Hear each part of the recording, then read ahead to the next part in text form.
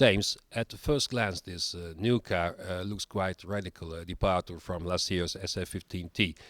Would you talk us through the basic concept, which is lies behind what so far has been known as Project 667? Sure, it's well, it is certainly a very bold car, but then it needs to be. It needs to be. If we look to last year's car, the project we did for 2015, we were working to improve a baseline that was really quite poor. So you could make big steps. You could make big steps last year, being relatively conservative with what you were doing. However, to improve a car that was already quite reasonable, last year's car, to make something this year, which was also a big step forward, you need to take some bolder steps. You need to be able to be braver and to work across the entire car in an aggressive way. And that's something that we've done both on the chassis side and also on the power unit for this year's car. So in a way, it would be fair to say that this car has been breaking new ground in the field of designing.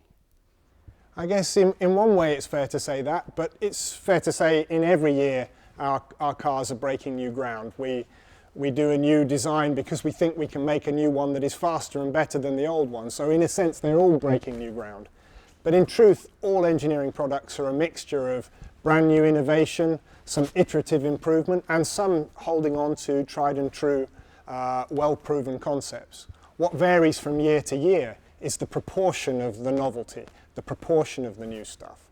And on this year's car, we have a very high proportion of new, bold approaches, and that's necessary for us to make the sort of step forward that we need to make. And then, as with every new car, no one can be sure how he actually will perform until it's actually properly driven on track. But can we reassure our fans that everything has been thought of and put in place to try and close the gap to our main competitors? Well, no one can give any guarantees of that. You can never know the things you haven't thought of. But what I can be absolutely certain of is that the entire project team on this car has given its absolute best to try to make sure that every possible way that we can put a competitive car on the ground for the first race, we have followed. And only time will tell whether our efforts will bear that fruit, but I dearly hope so. And about yourself, last year we saw you work both in the role of technical director and on the pit wall on the Grand Prix scene. Are you planning something different for 2016? Yes, indeed. Last year was a very tough year for me, trying to do effectively two jobs at once. But this year, with the arrival of Jock Clear to take on the position of head of the track side, I can return to the more conventional role of being technical director, which is largely a factory-based job. And so although I will be at the track this year for a number of races, my main focus will be back at the factory, and that's a much happier set of affairs for me. So this year's regulation, the sporting regulation, sees the introduction of a new tire compound, which is called the Ultrasoft, and also the way the tire is managed by every team will be slightly different. Can you please talk us through that? Discuss how it could affect the strategy for every team?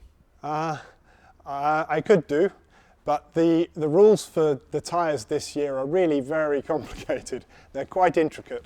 And it would probably be easier to explain the rules of cricket than it would be to explain all of the detail of how we choose the tyres under the 2016 rules. Probably easiest to summarise by saying that the 2016 rules allow us, the teams, for the first time, choice in which compounds we bring to which races, whereas previously they were chosen for us. The outcome of this choice should mean things that are good for the watching fans, should mean that we have more variety of strategy in the races from team to team, should mean more pit stops than previously, and it should also mean more option tyre running or qualifying tyre running during the qualifying, so more interesting things happening in qualifying.